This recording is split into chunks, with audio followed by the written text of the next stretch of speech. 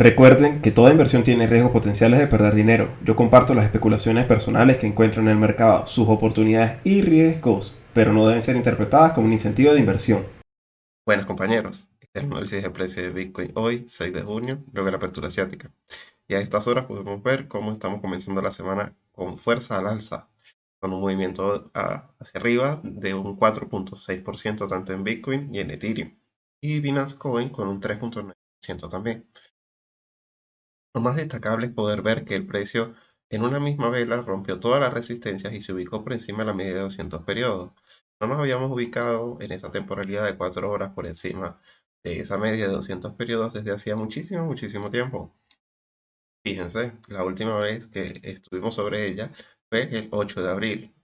Es decir, la media, que es la de más alta temporalidad que tengo para todos mis análisis, realmente es bastante eficiente para medir cuando estamos en una tendencia. Y cuando se perdió el 8 de abril a la baja, solamente se tocó una sola vez, el 21 de abril, y a partir de ahí no estábamos nunca ni cerca. Y aunque el precio ha caído con suficiente fuerza como para pensar entonces que cualquier movimiento sobre ella aún no es suficiente para que se recupere el movimiento alcista, al menos ya podemos comenzar a pensar que este es un suelo local. ¿Sí? Es decir, que en efecto, como lo estaba comentando en mi último video del análisis del fin de semana, puede ser que sí sea un área de consolidación para luego irnos al alza. De todas maneras, ninguna posición es realmente para largo plazo, sino para trade a corto plazo, al menos hasta no estar por encima de los $33.000 debajo de esta directriz blanca, que también, a veces vamos a verlo en gráfico diario, es un poco más cómodo, es la directriz del movimiento bajista que hemos tenido desde, como les estaba comentando anteriormente, se acabó el movimiento alcista el 5 de abril. Está justamente con los comentarios de Lionel Brainard sobre la reducción de balance que comenzó este mes. Nunca hemos vuelto a tocar, solamente la testeamos para continuar caídas. Y en este punto, en esta coincidencia, la media de 50 periodos y esa directriz es en donde probablemente haya la mayor cantidad de resistencias posibles. Es decir, irla a visitar es bastante sencillo y a partir de ahí ver cómo evoluciona el precio es en donde está realmente una clave para pensar en una temporalidad un poco mayor. Pero en este gráfico de 4 horas la tenemos clara. El movimiento es alcista siempre y cuando no perdamos lo que son los $29.250, pero realmente dudo que podamos alcanzar ese punto. Ya tenemos tres resistencias y esta lateralidad del precio del fin de semana, es decir, sería volver nuevamente a esta zona de consolidación del precio por debajo de los 30.500, lo que podría hacerme empezar a dudar. Pero actualmente, en esta temporalidad, como les digo, para el corto plazo puede ser el trayecto durante esta semana, la probabilidad que tenemos es bastante alcista, y no solamente para Bitcoin, sino para todas las criptomonedas y el mercado en general. Se habían estado formando varias divergencias referente a lo que estaba haciendo el precio y a lo que se estaba esperando que el mercado hiciera. Me refiero específicamente a los mercados oscuros. Ahorita se los voy a comentar al final del video. Pero lo que sí quiero que primero terminemos es lo que es el análisis técnico, eh, para que se den cuenta a lo que me refiero. Las probabilidades más altas eran alcistas, aunque el precio no estuviera respondiendo en el corto plazo. Igualmente, como les comentaba durante el fin de semana, la clave es en el vencimiento de la cuádruple hora bruja que tenemos la próxima semana, viernes 17 de junio. ¿Por qué? Porque ahí es en donde va a expirar absolutamente todas las posiciones alcistas y bajistas que se han estado conformando durante los últimos 3 meses y ver exactamente cómo reacciona el precio cuando se tengan que reabrir para lo que es el próximo trimestre hasta septiembre, es en donde probablemente encontremos una tendencia. Es decir, muchas posiciones al alza van a empujar el precio hacia arriba, pero si se reabrieran muchísimas posiciones a la baja, en todos los mercados, evidentemente, pues nosotros también responderíamos a buscar un soporte por debajo de lo que son los $28.700. El precio actualmente, y como los ya estaba comentando, me parece que va a estar atrapado durante este triángulo de consolidación, justamente desde la base de los 28.700 y por arriba a los 33.000. Esta es la zona clave que el precio debe estar respetando durante estos días. Y si rompiera al alza, podría comenzar a cambiar el sesgo para comenzar a tener una tendencia bastante alcista. Pero la probabilidad más alta es justamente intentar aprovechar las oportunidades que se den dentro del triángulo, siempre sabiendo que la probabilidad más alta es que no rompa al alza ni tampoco rompa a la baja, al menos hasta el 17 de junio. Ahora bien, vamos a hacerle un rápido análisis al estado de Ethereum, que también me parece que puede brindar muy buenas oportunidades para esta semana, porque además de montarse por encima de dos medias, ya tiene de la de 100 periodos, que es la naranja, y la amarilla, que es la de 50 periodos, ya ha roto este triángulo de consolidación que había estado conformando. Y esto es bastante positivo. Es decir, lo más probable es que al menos vayamos a ir a visitar la zona de los $2070 por precio de Ethereum. Es en esta zona de resistencia nuevamente es en donde probablemente estemos viendo bastantes problemas, pero en esta temporalidad ya me parece que lo más probable es poder evaluar ese movimiento. Y sabiendo que tengo unas resistencias tan fuertes en el 1830, por debajo de las dos medias en donde se encuentra actualmente, me parece que tengo una relación riesgo-beneficio bastante aprovechable. Sin embargo, la clave sería la entrada, que yo esperaría poderla tener durante la jornada de Wall Street.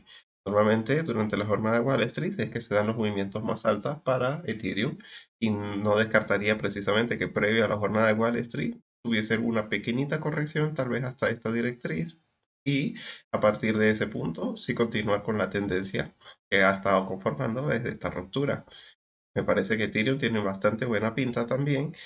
Y Binance Coin, ya como por terminar, estas tres que son las más importantes para mí, está mucho más cerca de su media de 200 periodos.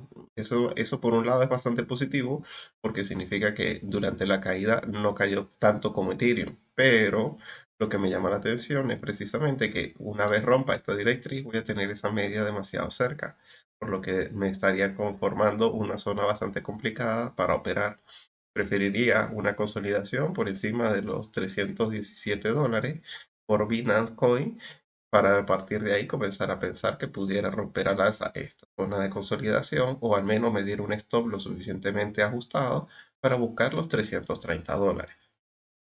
Ahora bien, con respecto a qué es lo que está haciendo el mercado en este fuera de horas, podemos ver que el cierre el día viernes se dio en los $4.108 por SP500 y actualmente ha tenido una subida del 0,6%, acompañando la subida que estamos viendo en las criptomonedas, y me parece que tiene muy buena pinta, al menos hasta retestear nuevamente los $4.190, que son los máximos anteriores. A partir de ahí podríamos comenzar a considerar que pudiera tener un movimiento más importante al alza. Es lo que se anticipa, y a partir de que el SP500 mostrara alguna fuerza, un movimiento de agotamiento, una pauta de agotamiento de su movimiento alcista, sería que pudiéramos poner en peligro lo que es el movimiento alcista de las criptomonedas, pero al menos a estas horas se está anticipando que todo va a estar bastante positivo para los mercados el día de hoy y tal vez durante el transcurso de esta semana. De la misma manera, el Nasdaq sube un 0,9% y ya prácticamente eso vendría siendo lo más importante a destacar. Bueno, hay dos detalles. Los mercados de dominancia tienen una pista clave para el movimiento alcista para las criptomonedas durante la semana. Yo les había estado comentando precisamente que el estado de la dominancia del USDT tan al alza es lo que estaba poniendo en riesgo que pudiéramos seguir cayendo con fuerza. Pero si nos damos cuenta un poco de la mano con lo que está haciendo las criptomonedas a estas horas, podemos ver que el USDT está a punto de perder la media de 200 periodos. Y al igual que Bitcoin, tenía muchísimo, muchísimo tiempo sin volverla a ver. Justamente cuando comenzaron las caídas realmente significativas el 8 de abril, justamente en la misma fecha que Bitcoin, no, se te rompió esa media de 200 periodos al alza en esta temporalidad de 4 horas y no la volvimos a ver jamás hasta hoy, donde actualmente estamos luchando contra ella para no perderla, y de perderla sería muy positivo para el precio de las criptomonedas. Es decir, solamente queda un pequeño soporte en el 5,8% de la dominancia del USDT, y si se va de aquí para abajo, se va decir, sería que esto fue una zona de distribución bastante bien elaborada, donde se hicieron compras realmente significativas, y ya luego nuevamente al perder este punto, podríamos comenzar a pensar que viene una subida un poco sustancial para las criptomonedas. No significa que pueda extenderse demasiado tiempo, pero es que hay algunas que han caído demasiado. Lo más probable es que todas tiendan hacia sus medias, al menos hasta el 17 de junio. De todas maneras, ver cómo termina respondiendo la acción del precio, es decir, si rompieran algún tipo de soporte o resistencia importante, puede comenzar a pensarse que va a ser un movimiento bastante fiable para un plazo muy, muy largo. Pero lo que intento decirles es para el transcurso de esta semana y tal vez durante la próxima, en base a lo que está haciendo la dominancia de USDT, es clave ver que tanto pierda la media de 200 actualmente en el 6% donde está y perdiera como último filtro el 5,8% para pensar que realmente vamos a un movimiento alcista muy significativo.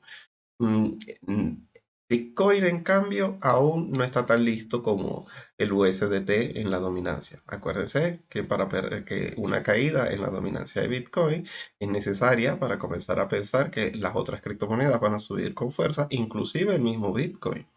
Y actualmente pues sigue atrapado dentro de su lateral, que no tiene muy buena pinta hasta que no perdiera al menos el 46,7%. Eso vendría siendo bastante positivo y podría confirmar un movimiento alcista significativo para todas las criptomonedas y no solamente para las de mayor capitalización y Bitcoin.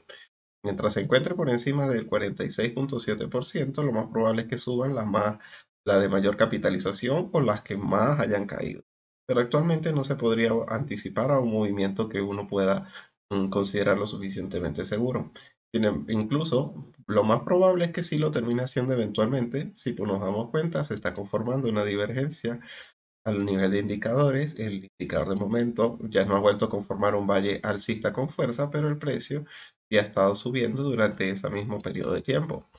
Es a eso a lo que me refiero. Ya me está mostrando pautas de agotamiento del aumento de la dominancia del Bitcoin, por lo que muy probablemente la probabilidad más alta, mientras no suba por encima de los 47,3, tenga uno o dos cierres por encima, no podríamos comenzar a creer que esta era una trampa alcista. Del mismo modo, mientras no caiga por debajo de los 46,7%, todavía podríamos considerar que están todavía dentro del lateral. A este aún le falta un poco de jugo. Sin embargo, eso también se puede interpretar como que Bitcoin va a subir de la mano con todas las criptomonedas en una proporción similar. Y que si ese escenario es el cierto, pues probablemente sigamos atrapados dentro de este lateral, al menos durante las próximas 2 semanas, y no necesariamente sería algo negativo. Entonces, y ahora sí, ya tengo que mostrarles el gráfico que les comento sobre a qué es lo que me refiero con que el viernes se podía haber anticipado de alguna manera el movimiento alcista que está comenzando y que probablemente continúe durante horas. Déjenme que les muestre. Acá está. Este es el SP500, la línea verde. Y la línea azul es una línea en donde se puede ver el estado del mercado fuera de horas, en donde se realizan compras en el spot. Es decir, no son compras de futuros del SP500. Y cuando se encuentra por debajo de la mitad en la línea azul, es decir, cuando estamos por este punto en la línea azul, significa que se están dando ventas en el mercado con muchísima fuerza en el mercado fuera de hora, que tiende a ser uno de los mercados con mayor volumen dentro del SP500. E incluso aquí se pueden ver reflejadas las recompras de acciones propias, que son la principal fuerza del mercado, tanto alcista como bajista. Por lo que muy probablemente cuando este mercado se anticipa con la línea azul por debajo de la mitad de la pantalla, significa que se han estado dando ventas en esos mercados y a veces el mercado tarda un poco en responder. Si se dan cuenta, esos son los máximos históricos que teníamos en diciembre y ya se estaba anticipando con un proceso de distribución oculto. Y justamente durante la caída comenzamos a ver que varias manos fuertes comenzaron a soltar. Ahora bien, ya lo que voy es, les había estado comentando hace 15 días que se había estado comenzando un proceso de divergencia en ese mercado. Es decir, que mientras estábamos hundiéndonos en el infierno, en el SP500, buscando los 3.800 dólares por acción, estábamos precisamente comenzando a ver que se estaban dando compras realmente significativas. Y ahora esto es lo que me llama la atención y lo que he estado viendo por internet está volando por todas partes. Y es que el día viernes, con esas caídas agresivas, con un Tesla cayendo un 7% y con todo lo que su camino mueva se estaba hundiendo, menos el petróleo que subía, se alcanzó un máximo histórico. Nunca había entrado en un solo mismo día tanto dinero en activos que componen el SP500 no en futuros, sino en efectivo para comprar esas acciones, para el spot, para un largo plazo, entre comillas. Por lo que muy probablemente, justamente es lo que había estado comenzando a rondar el día de hoy, que este mercado estaba dando tal vez la pista buena. Y parece, mientras estamos en este mercado fuera de horas, viendo que el S&P 500 sube un 0,3%, podemos evaluar que tal vez era así, que la probabilidad más alta es que continúe un movimiento alcista, porque es que están comprando como si no hubiera un mañana, están reventando la piñata, porque no es increíble ver que se alcanza un nuevo máximo histórico en compras de spot mientras el mercado se está totalmente hundiendo. Las crisis para uno son las oportunidades para otro. Y a esto a lo que me refiero. Este es el índice de mercado oscuro. Voy a dejar en la descripción de este video un enlace para que lo puedan comenzar a ver por ustedes mismos. Él se actualiza diariamente luego del cierre de Wall Street. Tiende a tener muchísima volatilidad. Lo importante es intentar verlo justamente cuando se comienzan a conformar estas divergencias, o como la que tuvimos en diciembre. El precio volaba y estábamos en las partes más bajas del indicador, que el indicador es la línea azul, mientras que actualmente precisamente se están dando compras muy importantes y, como les digo, hasta el máximo histórico que se alcanza el viernes, el precio hundiéndose. Alguno de los dos va a ceder, ya sea que se venda y se caiga más, o que el S&P 500 suba muy de la mano, pueda tener entonces un movimiento alcista a las criptomonedas, y entonces ahí se comienza a regularizar estas compras que se han estado viendo. Y puede también todo esto estar un poco de la mano, y es la clave de la semana, pensar en que nos acercamos a lo que se llama el blackout de recompras, porque viene el próximo mes la entrega de resultados de las grandes compañías. Y es ahí en donde muy probablemente ellos intentan entonces acumular sus propias acciones. La recompra de acciones propias es lo que muy probablemente ha impulsado y se generó estas compras. Entonces, cuando llegue su blackout de recompra, sus activos van a estar lo suficientemente altos como para tener una excelente entrega de resultados, y durante justamente ese blackout de recompra, ellos mismos no pueden sostener el mercado, siendo ellos la principal fuente alcista que se encuentra actualmente compradora en el S&P 500. Pensar que en julio ya no van a estar, por lo menos por 21 días aproximadamente, inhabilitados para volver a comprar, es probablemente en donde pudiéramos ver alguna reanudación de un movimiento bajista. Lo más probable es que actualmente, bajo su influencia, y que solamente esto fue un solo día y que muy probablemente continúe varios días como es por la parte alta del indicador, podríamos sospechar que justamente vamos a estar teniendo varios días muy alcistas, muy probablemente todo regresando hacia sus medias, y luego cuando estemos en el vencimiento del día 17 de junio, podamos comenzar a ver algún tipo de lateral o agotamiento, tanto en el S&P 500 como en las criptomonedas, y cuando caigamos en el blackout de recompras, probablemente continuaremos la tendencia original, que es bajista. Yo creo que se los había comentado en alguna oportunidad antes, y de verdad me parece que es un indicador muy fiable para estudiar lo que va a pasar con el mercado del S&P 500 en un plazo bastante mediano. Ahora bien, compañeros, recuerda, si te ha gustado este video, recuerda darle like y compartirlo con tus amigos traders. Nos vemos entonces para el análisis de mañana. Bueno, compañeros, hasta luego.